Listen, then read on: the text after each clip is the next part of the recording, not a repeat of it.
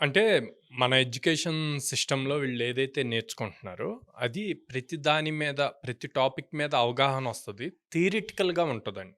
So, మనకి ఇండస్ట్రీకి ఏం గావాలి? ప్రాక్టికల్ ఎక్స్‌పోజర్ గావాలి. సో, ప్రతి స్టూడెంట్ ప్రతిరోజు నేర్చుకుంటూనే ఉండాలి. లెర్నింగ్ అన్నది కంటిన్యూయస్‌గా చేస్తూనే ఉండాలి. ఎప్పుడైతే లెర్నింగ్ కంటిన్యూయస్‌గా జరుగుతూ ఉంటదో, అప్పుడు ఎర్నింగ్ గూడా కంటిన్యూయస్‌గా ఉంటది. హ్మ్. అది లేదు అంటే ఎప్పుడైతే లెర్నింగ్ స్టాప్ అయిందో 1 ఇయర్, 2 ఇయర్స్‌లోనే లే ఆఫ్స్‌లో ఉండిపోతారాళ్ళు.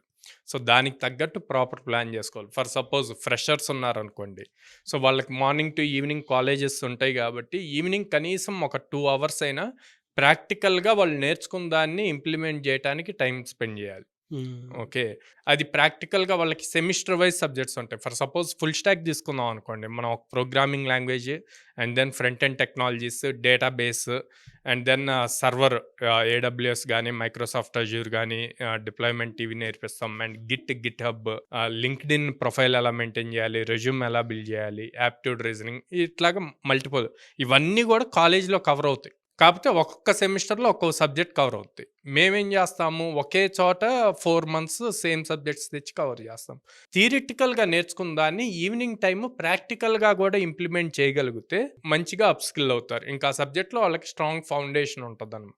ఇట్లా థియరిటికల్‌గా నేర్చుకొని ఎగ్జామ్ రాసి మంచి మార్క్స్ వచ్చాయి అనుకుంటే అది ఫూలిష్‌నెస్. ఇండస్ట్రీకి అది గాదు కావాల్సింది. Practical skill important.